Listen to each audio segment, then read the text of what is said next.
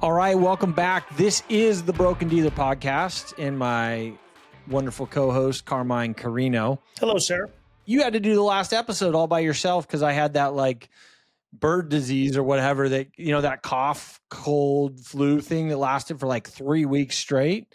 But I guess whatever, it doesn't matter. I'm back. I'm healthy. It took me a while to bounce from that one, but yeah, it took you a while. I mean, catching that bird flu was a hell of a thing for you. So just, we catch those things in California. What I can I heard. say? Yeah. Look, I'm pretty healthy, so all right. That's good. That's because you sit in your sauna for 5 hours a day, right? Pretty much. Yeah, I got it. Well, today, this is going to be a great topic. Probably of all the topics that we might talk about on the Broken Dealer podcast, it's one that I'm most passionate about, which is talking about vision and the importance of vision. As you are, Carmine, I'm a visionary. I like to create things. I like to build things. And it's one of those strengths that I lean into heavily. And it's an important factor in helping one transition from the captive world of brokerages to being an independent financial advisor. So we hope you find it helpful in our discussion today. So let's kick it off. Tell me a little. In our first episode, Carm, we talked about your transition from the institution you are at to being an independent financial planner. And you had a particularly rough go of it, right? Like, I think if any of my buddies that went through that process, I think yours was one that was more difficult than most. Tell me about your vision, why you decided to leave and go independent. When did that start? Where did that come from? What were the original roots of that thought? Yeah, I think it really happened in drips. Like I've always said, it's like a leaky pipe, right? You'll get a drip here and a drip there. Well, that doesn't make sense. Well, that doesn't make sense. But a couple of the big ones were I wanted to hang a sign that said clients' needs above all else in our old office. And compliance said no. They said no to hanging a sign that said clients' needs above all else. Because it denoted that we acted as fiduciaries. Now, I was a CFP charging fees for planning. And I said, well, isn't that what I am? And they said, well, no, technically no, because when you sell I'm from the insurance company world, right? If you sell our product, you cannot act as a fiduciary. That was a really big drip, like to the point where the pipe was cracking at that. When I heard that, and I didn't understand as a consumer, would I want to work with someone that was told they couldn't hang that sign? I would only want to work with an advisor that actually not only hung the sign, but actually acted that way. And that environment was so constrained, and I just didn't know. I didn't know what I didn't know. Starting industry, I was 24. And as I grown older in the industry, getting access to people that were not with this company, I'm like, wait, you guys can do what? Wait, you guys don't have to do this? And it kind of built up this vision of what could be. Like, wait, if I didn't have to fill in the blank, if I didn't have to do this, then I can do this. And that's where that vision really started. It started as a snowflake and ended up like a snowball at the end of the day. And then the other really differentiating moment for me was when we always had this minimum production we had to do with this company's core product. And when they took that and basically 4X'd it overnight and said, okay, to keep your affiliation, to keep your payout and the benefits for your family, instead of doing this, it was 400% more. And that happened in July of 19. And I said, well, I'm out. My mind was already out the door, but now my foot was out the door. The straw that broke the camel's back, as they say. That was the camel that broke the camel's back. And okay. So that was right before my 19-day sabbatical to Africa with my family. And so I had 19 days of no internet, no TV, no nothing other than these thoughts. And this happened 2 days before I was leaving. So I came out of that 19 days of detachment, which now I do twice a year because I found out how impactful it is for those sabbaticals. And I said, we're out. Came back, told my team we're going, because I had a different vision. My vision was kind of clouded throughout those years because, I've talked about this before. Being an advisor in that constrained environment, there's this elevator music playing in the background. Like, hey, you need to do certain production by this time. Are you on track? Are you off track? As the different levels you hit, it affects your payout. It affected my team's payout, which I had a group of advisors working with me. So it wasn't just me I was looking after. I felt obligated to make sure that these people were in the best financial position they could. So there was a lot of pressure there. And the elevator music is, and I always say elevator music, it's slow, but it's never good. Mm-hmm. You've never heard good music on an elevator before. So as the vision became more clear, as I became more open to what was possible outside of this constrained environment, that's when the vision started taking place. And by the way, the vision's changed multiple times, and we went independent. It'll be 5 years in May. And where we are today is where I would, if you would have asked me 5 years ago, I would have never been able to paint the picture where we are today. Okay, so let's pause there because there's different stages to this, right? So the first stage is maybe you're held captive inside the brokerage, you're working for a big institution, you're feeling these moral conflicts gnawing at your soul of like, I know I'm not doing what's best by the client, but I have to hit these numbers or these targets, and you feel that, right? So much like your scenario, Carmine, there was like some key moments. One of my key moments, we talk about this in the book, and I referred to myself in an email as a financial planner. And I got an email back from compliance saying, you can't refer to yourself that way because that insinuates a fiduciary obligation to the client. And it was that moment, that jarring moment of my mind sees myself as one way, but they're making me be someone else because of compliance. I saw myself as a fiduciary to the client. I saw myself as someone who woke up in the morning and said, I'm going to do what's in the right interest of these clients, regardless of my compensation. And that's a really hard balance there, right? And then you have to kind of, I mean, let's be real, you kind of have to compartmentalize it in that environment and keep going because you have family to feed and you got to succeed and all those things. But there's always this little gnaw there at you.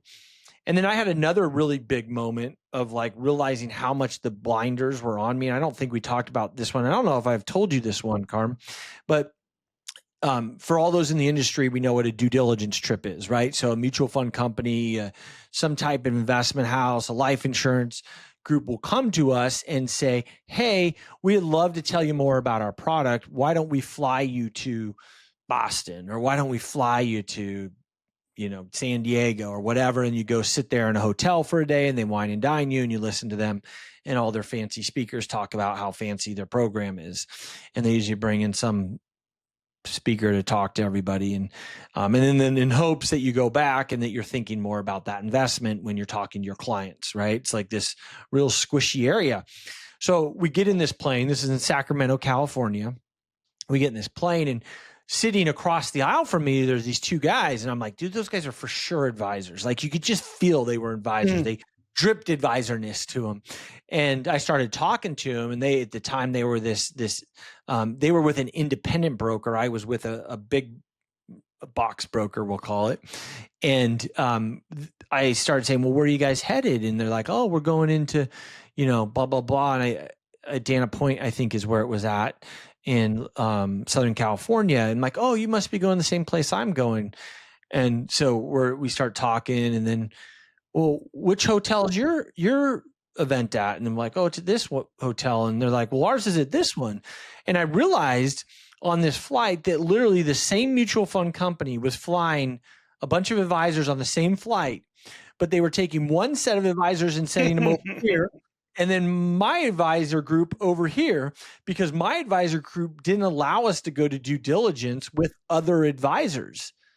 And it was that moment where I realized, like, wow, like the blinders have to be on. Like they're creating an environment where I cannot be exposed to other advisors because I might ask questions. I might learn some new things.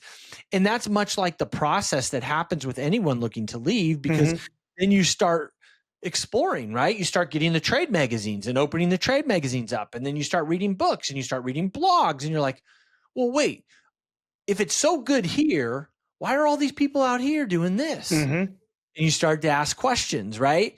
And then that builds and builds and builds. And then you have a moment like you had where they're like, hey, you got to triple how much product you sell for our company. And that's that final straw. For me, my final straw was one of the local brokers that was kind of a mentor to me, took a really big client of mine. and who knows what they said, but just pulled it out from under my feet and didn't talk to Wow. me.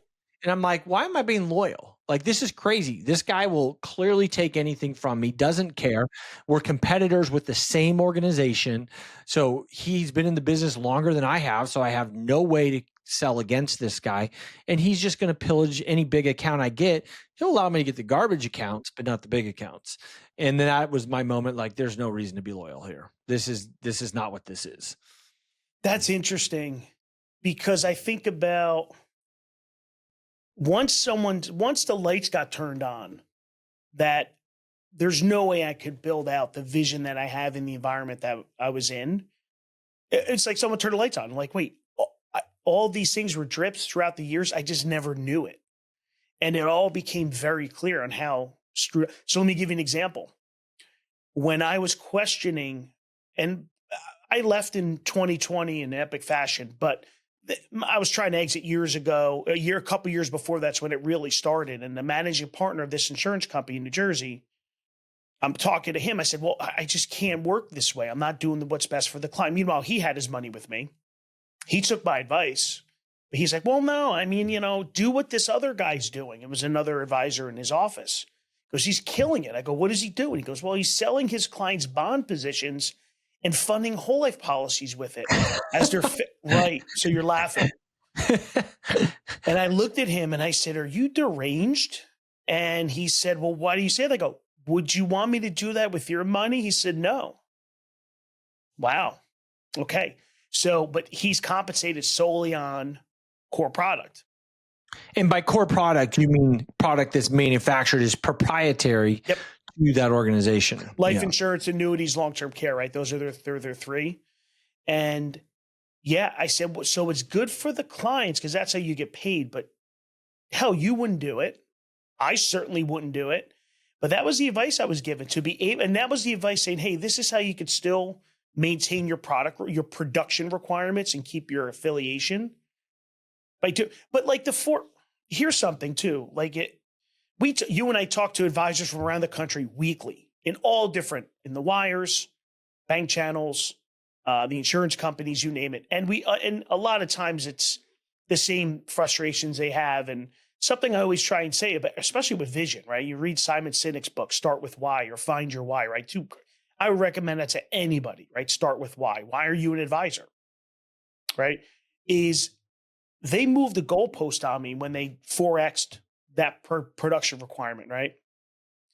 And they were constantly doing that. And I'm sure that, the wire you were at, the broker you were at, they did the same thing, right? They were moving the needle. Oh, you had a great year. Hey, but Daren, to get that beautiful trip to blah, blah, blah, and let me serve you dry, shitty chicken. Great. Here's what you have to do next year. The difference today is you and I, the only time our goalpost moves is when we move it for ourselves. So we set goals, we do business plans every year. We move that goalpost, but toward our vision, not toward that company's vision or what they need, what products they need to sell to pay their bills and to put our clients second best or third best. So the particular firm I was with, they used to have these things called diversification trips. And the diversification trips were basically, they had all these different products. They had to do away with this because they realized that, it's probably not compliant. But anyway, so what would happen is if you had to sell enough in each of these, it was like life insurance, mutual funds, bonds, stocks, and you had to hit all those buckets, right? And if you hit those buckets and you get this magazine, it was just this beautiful, like, travel magazine of all these exotic places and stay at the Ritz-Carlton. And I mean, I was a Best Western kid. I didn't grow up with a ton of money. So like that was my world, right? But then you see all these exotic things. I mean, imagine all the people they hire that like, wow, this is really big. And so you have to pick a trip, right? And you pick this diversification trip twice a year and you bring your family and they're really incredible experiences. And I think for that company, a big cultural builder. But the point being is that like it creates this conflict of interest between you and the client. So over the years, a lot of these individuals working for these firms, they will come to me and say, hey man, I want to get out of here. One of the common concerns when I'm talking to individuals from this firm is my partner, my wife, my husband, they really like these diversification trips. And what am I going to do? And I'm like, look, you're getting a 40% payout with this brokerage. Yep. You go independent, you're getting like a 70% payout, and you book your own trip. If you want to stay in the Ritz, stay in the Ritz. If you like, you get to do whatever you want. And even better, you don't have to spend 2 hours every morning listening to some mutual fund company tell you about how fabulous their mutual fund is. Yeah. And it's funny, the products you had access to were the only companies, the only products those company offered that had selling agreements with that broker dealer. And that just is not a coincidence. Right. Because the broker dealer makes money two ways. They make money from the delta they pay the advisor, right, in form of payout. And then they make it in form of kickbacks from these selling agreements. And the clients don't know any better. And most of the times, the advisors we speak to, Daren, they don't know any better. I'll give you an example.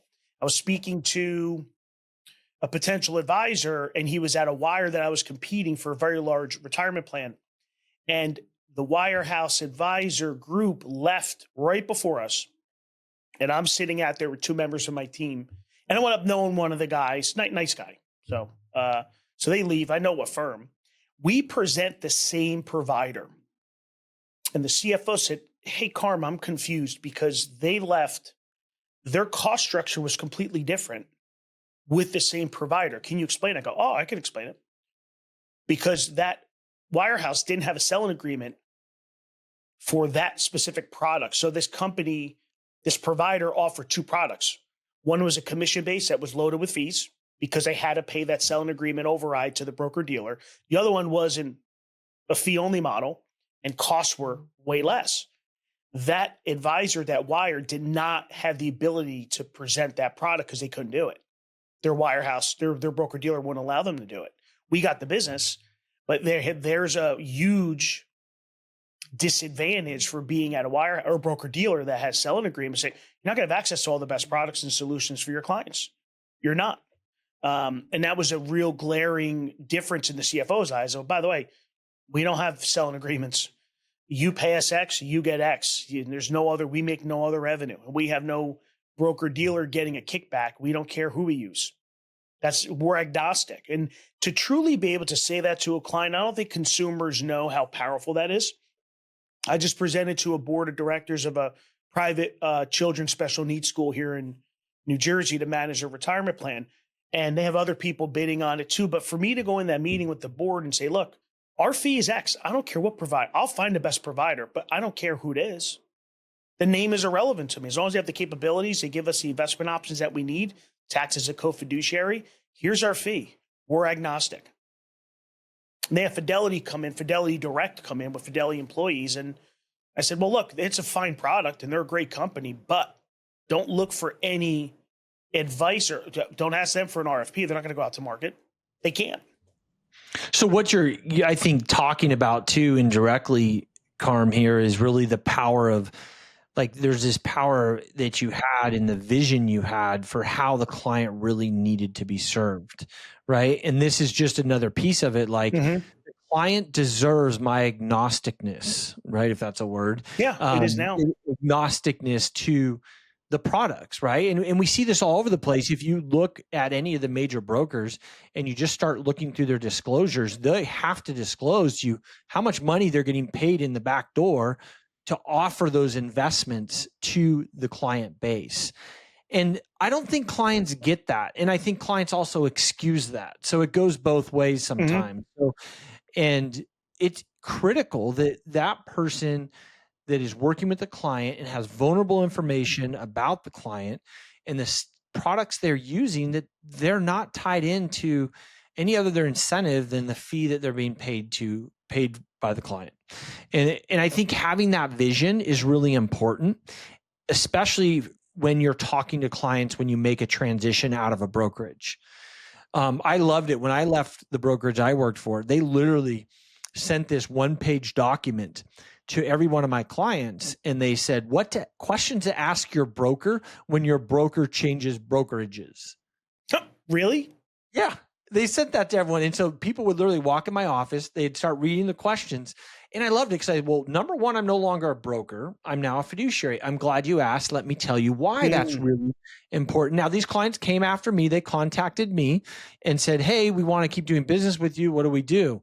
Well, here's the process and here's how that works. And they would come in and ask me these questions. And I love being able to say, yeah, your money will be at a brokerage. And this brokerage is an independent, low cost brokerage that doesn't pay me fees to get you to buy certain products from them. And having that different approach with the client is absolutely critical, and being able to share that vision with the client. Like my vision is to be able to serve my clients in their best interest rather than to constantly subservient to some brokerage somewhere that tells me I should do something. Hey, Daren, how's this? As a professional fiduciary, why don't we just act in our client's best interest?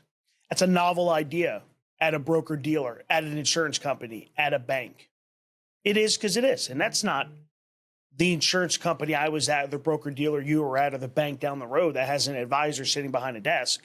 That's the industry, right? The system allows that. It's not the individual advisor. There's plenty of great people at that insurance company I left that will probably always act in the client's best interest. It's great. I always did. I never made that, it never was a conflict. It's just, I use this analogy too. Like, would you go to a doctor that can only prescribe meds from one drug company, when in fact he knows that a drug from this other company would actually treat you better? They have better results, better track record, less side effects. Who would do that? Nobody would. In fact, when word got around that I had resigned from this insurance company, one of the managers that worked under the manager partner who came after me, that guy that said we should sell bonds and buy whole life insurance, he had called me up. He goes, what happened? Because we were very friendly. He goes, what happened? What happened? And blah, blah, blah. And I said, well, I'm trying to, he's an insurance guy, right? He wasn't licensed. No one in his team did planning or managed money. They just did insurance and annuities, right? Very simple. And I said, let me ask you something. If you had to hire an advisor, would you want an advisor at an insurance company that had proprietary products, limitations, constrained, can't use certain tech, or here's how I am now, you pay me a flat fee, I'm doing a financial plan for help you implement, but full transparency, no conflicts of interest, no blurred lines, just advice? He goes, well, I would pick the fee only guy. I said, of course you would. So would everyone else.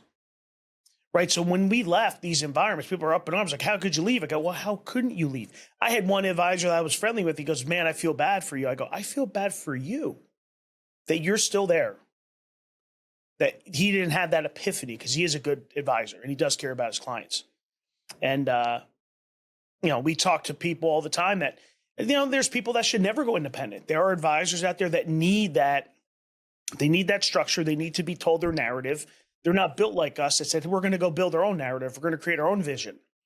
And they'll do just fine. And hopefully their clients will do just fine. But I think for the most part, when I'm talking to these advisors, it's the opposite. They want better client impact. They want more transparent. Like, we talk about fee transparency for our clients, right? What advisor wouldn't want that, unless you don't want your clients to know what they're paying, right? I think that's a big assumption, Carmine. Maybe you're right. Okay, let me walk that back. You made me think about this one story where there was this broker, and he'd been a broker for like 30 years. Classic dude. And prior to the first Trump administration in 2016, there was a bunch of hubbub about the fiduciary law where they were actually going to require, right, advisors to act in the client's best interest. And we just had that happen again, and then it's set aside now. So goodbye fiduciary rule again. And for good or bad, I think there's a lot of problems with the fiduciary law anyway. I think anytime you use the government to tell people they have to be ethical, you're going to run some issues there, right? But never mind people actually choosing to be ethical. And so I said to this guy, I'm like, what do you think is going to happen? And mind you, at this time, annuity sales got cut by 30% overnight, because all of a sudden the broker world said, we can't sell those in best interest anymore. And I asked this guy, and he'd been around a long time. He's like, don't worry about that, man. The government, that's all going to get washed down. It's never going to go into effect. And I was like, wow. And he was right. But the sad thing was he was right. Right. And that contrast to me gave me such a clear vision of like, I don't want to be that guy 30 years from now. That's literally on the edge of his seat, waiting for the government to make some stupid rule to tell him to be ethical with his clients. I want to just be ethical, period, and not feel like I'm in a place of questionable integrity when I'm working with my clients. And that's what going independent is all about. Now, I'm not saying broker independent, right? Because we both know that there's broker independent, which is going to some of the brokers that are independent brokers out there and calling it independence. It's just a different situation, but it's still the same chassis, maybe a little more flexibility, but it's the same thing. We're talking about true fee-based, fee-only independent. You know, you bring up an interesting story. So this insurance company has these product specialists that would walk around the office or reach out to you, hey, I want to talk about this annuity with this new feature and blah, blah, blah. And this insurance company had cut commission rates for their variable annuity line by 1%. Remember, it was September when they did that. So I ran into him, I forget, a few months after that. He goes, annuity sales in the month after we cut commissions went down 40%. 40%. 40%. Now, compensation can't control behavior, right? Like Jocko says, intent has a smell. And when he said they cut commission rate, annuity business went that far down. And he's like, it's going to affect my bonus and everything else. And there's really nothing I could do about it. I thought it was very interesting. I was not an annuity writer when I was there. I'd never believed in them. I was, mutual fund or managed account person for the most part. And there's one point that, and we'll have to use that story in the next episode, but there's one point that I think is also really important to talk about vision. And that is how badly your employees and the people that work for you, and also how badly your clients want to be a part of that vision. Mm-hmm.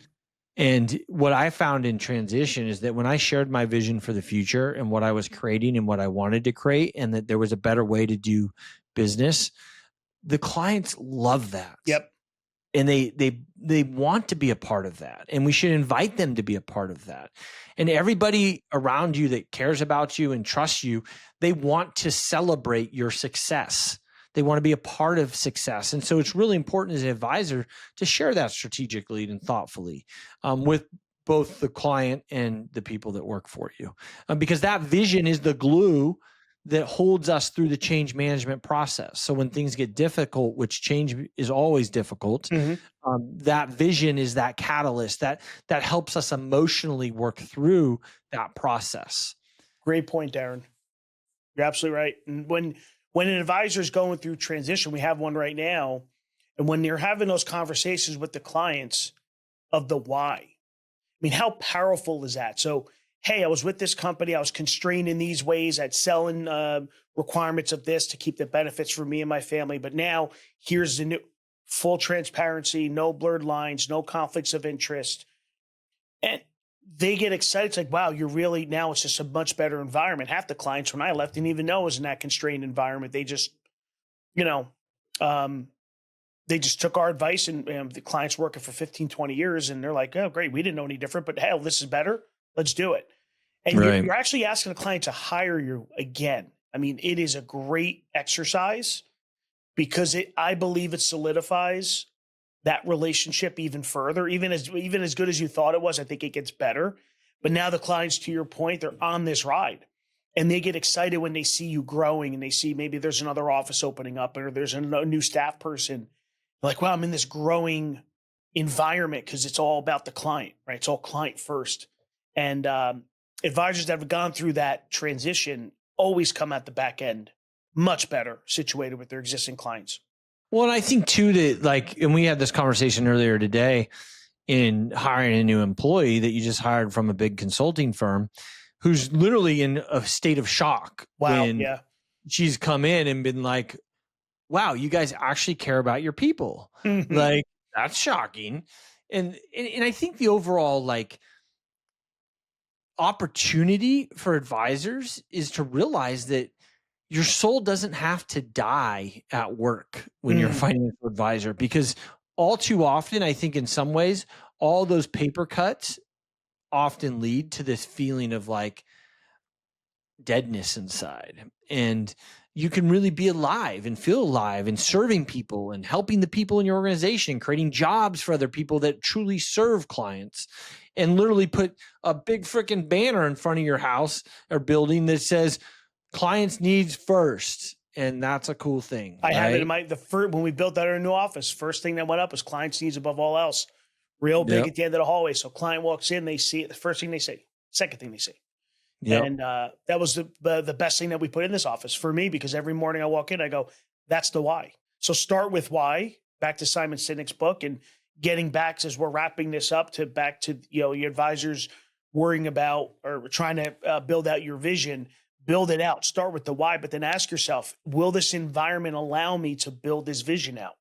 And if it's a no, start doing some due diligence. But even more importantly, if you said, oh yeah, I can do it here. The next question is, will they support me?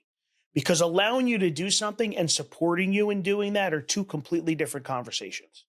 Let me just put this in, because I think it's important to say both sides of the fence and not be too biased in this. What I am noticing, and this is in particular with the firm I was with, is they're getting wise. They're figuring out that if we allow more flexibility in a quote unquote independent brokerage, allow you to build a why a little bit better, more people will stay with the firm, right? Because they've just lost all these major players, to the point where this national brokerage is actually piloting, allowing different groups to brand themselves, the Blonski group of blah, blah, blah, blah, blah. Yeah, don't name your firm the Blonski group, please. Yeah, I know, right? I'm sorry. Anyway, I couldn't help myself. That's a good point, right? But that's actually a great point and a great tip. How often do you see advisors like put the guy's name or gal's name on the door? And the Carmine Corino group, it's like the dumbest business move you could possibly make if you ever want to sell that business. Like, your brand is far more powerful if it's not your name. That's right. I do believe that. And it's kind of not a red flag, but I always put my ear up when I see that. And client perception. If it's the Joe Smith group, okay, well, if you're not here, is there another Joe Smith there? Well, usually not, unless they're twins. Never know. And I know I'm going to offend some person watching this, but naming your financial planning practices your name is actually a dumb tax, because I promise you, if you ever go to sell that business, you're going to get less of a premium because you named it your name, because that person buying it has to go, well, how do I transition these people over to get used to Carmine rather than Daren? That's right. Like, it's just a dumb tax. Like, the book Built to Sell is really great. If you're thinking about leaving, read that book first, because you'll think about a lot of different things prior. If your vision is to build and sell at some point, read that book. Yeah. And it'll tell you, give you the framework on what to do today to make sure it's a sellable business and to get the max value for it. But go into vision, if you want to build and sell and your firm is not going to allow you to do it or not support you in doing it, it's time to start having discussions with people outside the firm and see what's possible. Yeah. It's a big world out there, and there's a lot of possibilities. When I left, I had no idea. And my vision has just expanded and grown and shifted and changed. When I left, I just thought I was a financial advisor, right? That's all I did. And that's grown to financial advisor, tax firm, retirement planning firm, platform firm. Like, it just grows and expands. And next, it's going to be like a porta potty company, because AI can't ruin porta potties. Well, we'll find out. When you're put into a place where there's no limit on your vision will change. And if it doesn't, allow it to change. Think bigger. Don't think 2X, think 10X. Yeah. All right. Well, let's leave it there for this week. And I hope this is helpful. Carm and I are happy to chat with anyone. If you have questions, if you're thinking about leaving, we're always here and glad to offer some support and ideas. Thanks, everyone. Thank you for listening to Broken Dealer. Click the follow button to be notified when new episodes become available. Visit our website at www.brokendealer.com. The information covered and posted represents the views and opinions of the guest and does not necessarily represent the views or opinions of Carmine Corino and Daren Blonski. The content has been made available for informational and educational purposes only. The content is not intended to be a substitute for professional investing advice. Always seek the advice of your financial advisor or other qualified financial service provider with any questions you may have regarding your investment planning. Fermata Advisors, LLC, DBA Sonoma Wealth Advisors, LLC, and Cornerstone Planning Group are both independent registered investment advisors and are non-affiliated entities. The opinions expressed by Daren Blonski and Carmine Corino on this show are their own and do not reflect the opinions of Sonoma Wealth Advisors, LLC, and Cornerstone Planning Group. All statements and opinions expressed are based upon information considered reliable, although it should not be relied upon as such. Any statements or opinions are subject to change without notice. The information presented is for educational purposes only and is not intended to make an offer or solicitation for the sale or purchase of any specific securities, investments, or investment strategies. Investments involve risk and, unless otherwise stated, are not guaranteed. Information expressed does not take into account your specific situation or objectives and is not intended as recommendations appropriate for any individual. Listeners are encouraged to seek advice from a qualified tax, legal, or investment advisor to determine whether any information presented may be suitable for their specific situation. Past performance is not indicative of future performance.